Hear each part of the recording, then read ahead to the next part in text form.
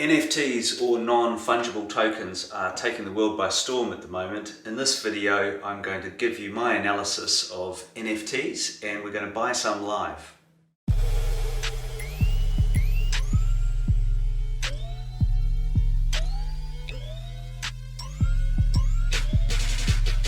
Welcome to another edition of Coffee, Eggs and Inspiration. In this edition I'm diving into the world of NFTs, non-fungible tokens.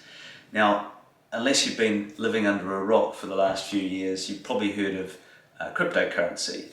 Most common one, or the biggest one, is Bitcoin. Ethereum or Ether is another one. Cardano or ADA, Ripple. These are all names of different cryptocurrencies. So much for cryptocurrency. So what are NFTs and what do they have to do with all of this? Well, NFT stands for non-fungible token. The name, as the name suggests, these are unique types of token or coin, if you want to use that word. If you and I both have bitcoins, we can pay each other and transact, and I can buy something. I don't care if, I don't have any sort of association with what my particular bitcoin is. I can have my bitcoin or your bitcoin, I don't care. It's got the same value to me. Whereas a non-fungible token has a unique identifier, it has a unique character that isn't swappable. Mine is not the same as yours, and so on. And the world of art has really embraced this. So NFTs at the moment are mostly traded as pieces of digital art, and it's incredible the way this is unfolding. I scarily had my first foray into NFTs about a week ago. I'm filming this in March 2021. So about a week ago, a friend and investing partner of mine said, let's have a go. And I bought a piece of art by an artist called Grimes. Now Grimes is a musician. She also happens to be Elon Musk's girlfriend. And she put out a series, a drop, as it's called, of these little pictures of a little guardian angel over the Earth and another one over Mars.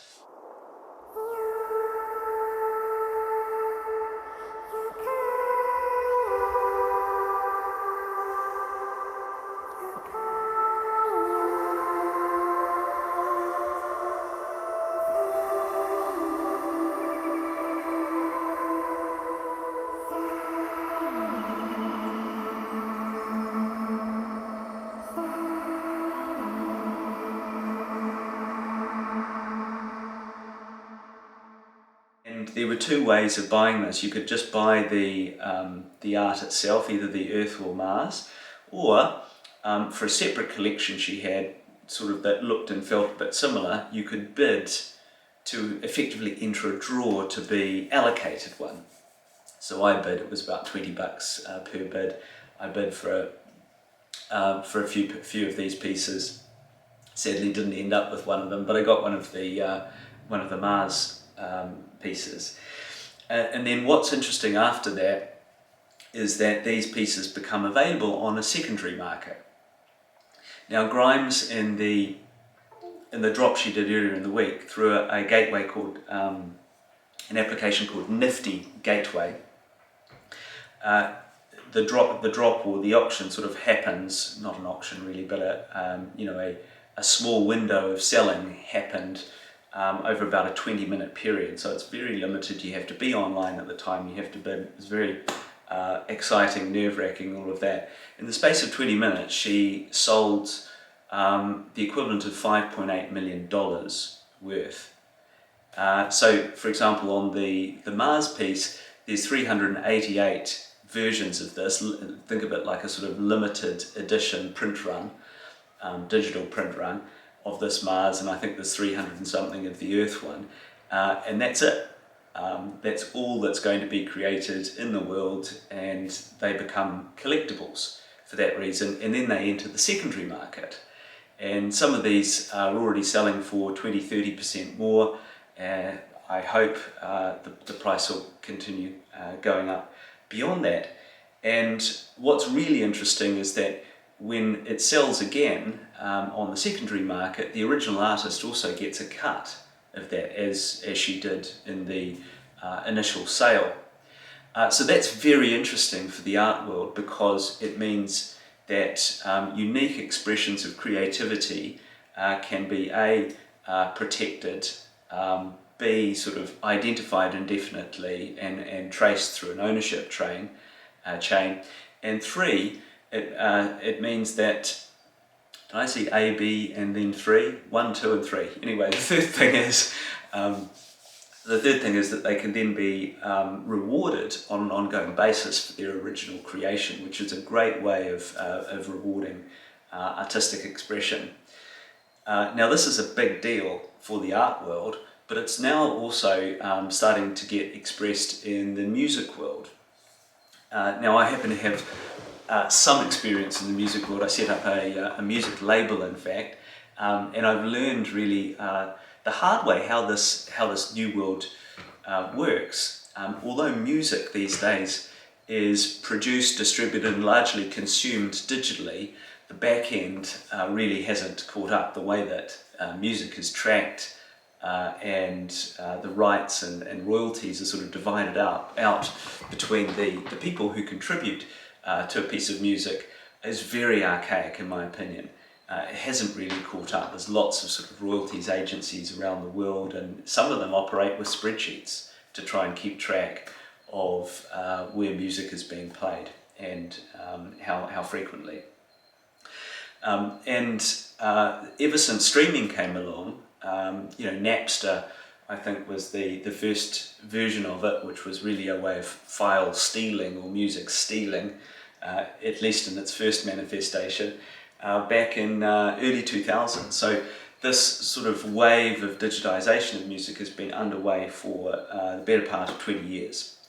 And there's a lot of controversy around this, because artists saw a huge drop in income. In the old days, they would create an album. That album would have a vinyl, a record manifestation, or a cassette, or a CD, and they'd sell these units, and they'd get a share of that. These days, people don't tend to buy albums. They maybe buy tracks, or they listen to tracks, typically through subscription services, the largest of which is Spotify, of course.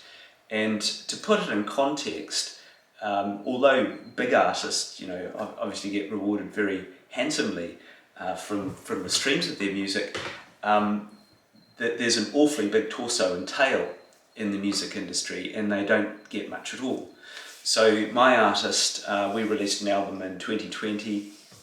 My artist's name is Kwazi Cort. Check him out, by the way. Album's called Blood on the English Carpet.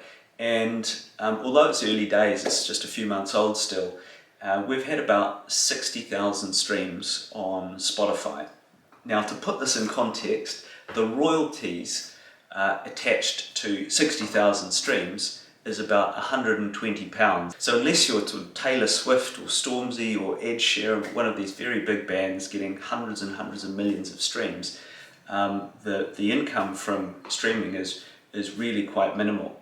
There are other channels. YouTube's a big platform for music, and that opens up an advertising stream of revenue as opposed to or in addition to a consumption stream.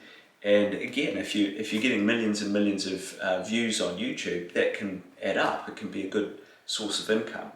But the reality for most artists is that they need to earn money through several streams of revenue: brand partnerships, streaming revenue, advertising revenue, live's not happening still at the moment because of COVID, and so on. And even once you put all of those together, you have to be a reasonably highly consumed artist with a big audience to earn even a sort of half decent income from it.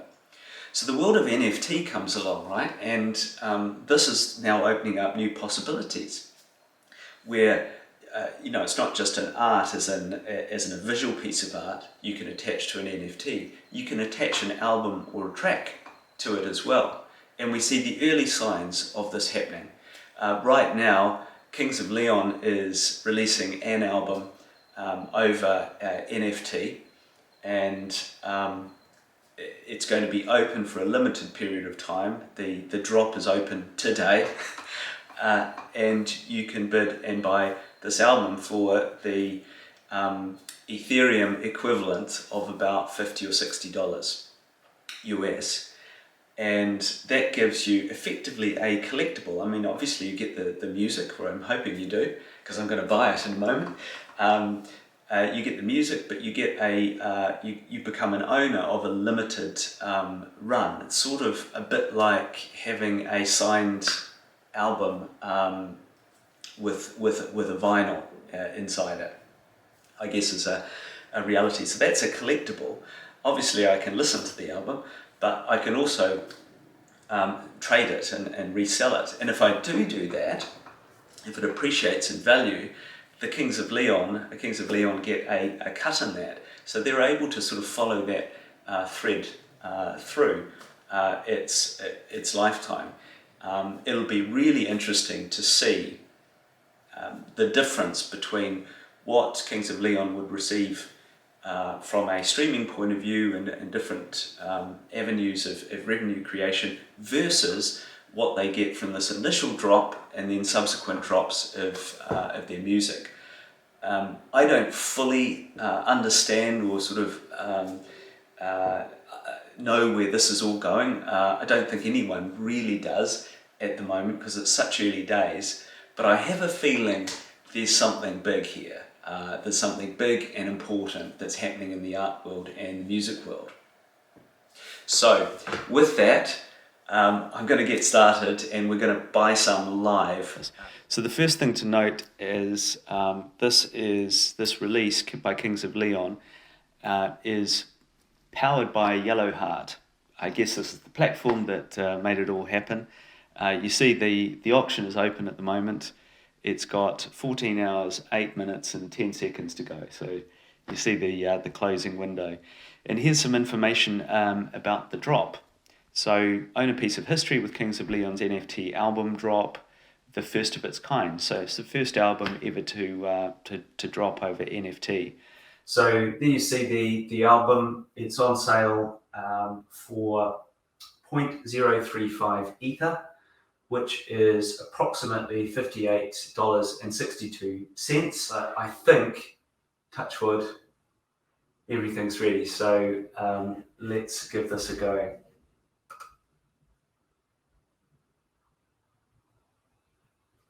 NFT, okay.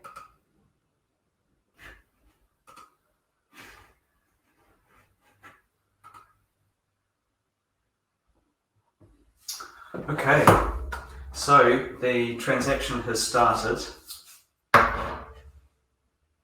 here, and hopefully it's going to take it out of my MetaMask wallet. Can take a little while. I don't know, when I first pushed this, it was sort of stuck in the loop of completing the transaction, and then eventually, there we go. Transaction succeeded. My album. Look at that.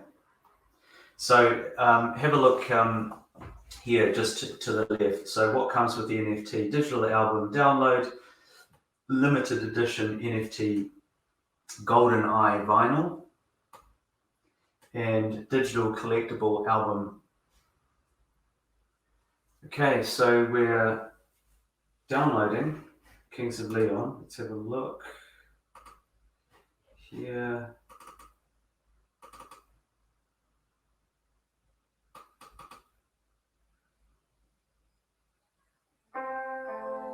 There we are. Do you see this blue bar here? So I bought edition, I'm not quite sure how this works, 2,723 of 2,711. You'd expect the second number to be bigger, I think. But anyway, that's an interesting window on how many of these have been purchased since Sunday today.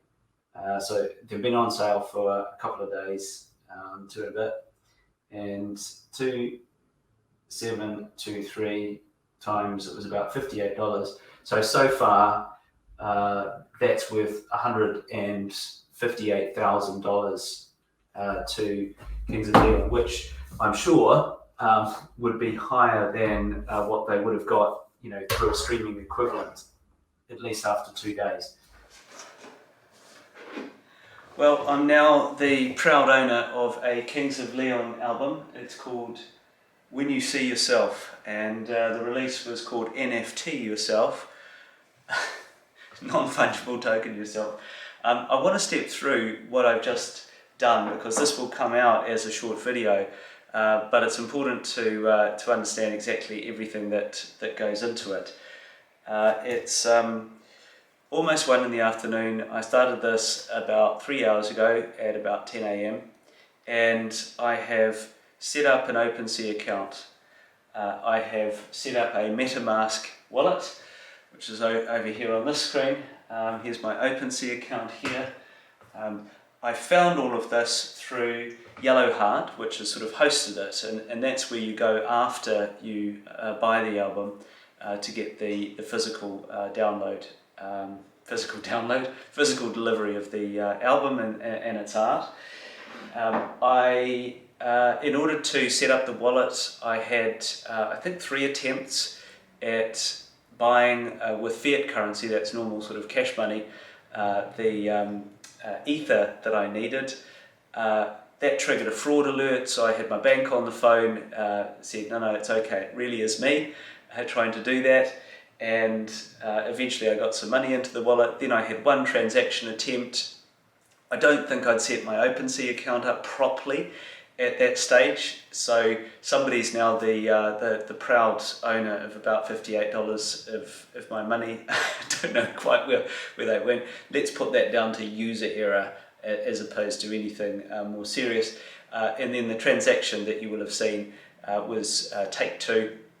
That went through, although it did spiral for a while.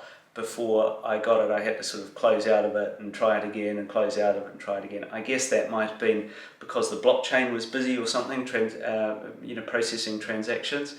And then, the end of the line, of course, is that I'm now the proud owner of this album. I have the physical files, the masters, if you like, on my hard drive, and I can play them at my leisure. With what application, I don't know. If I'm not carrying my laptop around, I might need to download them onto my phone as well, and it was just a really interesting experience. So as you see, this is nascent. This was the first of its kind. It took me a while to figure it out. Now, I'm not usually the fastest runner in the group, but I do know technology, and I found it a bit tricky in places, but got there in the end. But as I said to begin with, I think there's something here. Blockchain as a technology, I think, will continue to grow. Cryptocurrency will mature and become a little bit less volatile, I think. And NFTs, I think, hold a real promise for artists and musicians to make money in a different way and get paid for their art in a way, all the way through the secondary market, which is very exciting. Other applications like tickets, etc., are coming. So watch this space. Maybe I'll do a follow-up to tell you what happens with my Mars edition from Grimes, my piece of digital art. That'll go onto the secondary market before long as well. And watch this space. For the avoidance of doubt, I'm not a financial advisor. I'm not advising you to get into this. Value will go up and down, blah, blah, blah. You can lose all your money. So this is for entertainment only, and I hope you got something out of it. Thank you.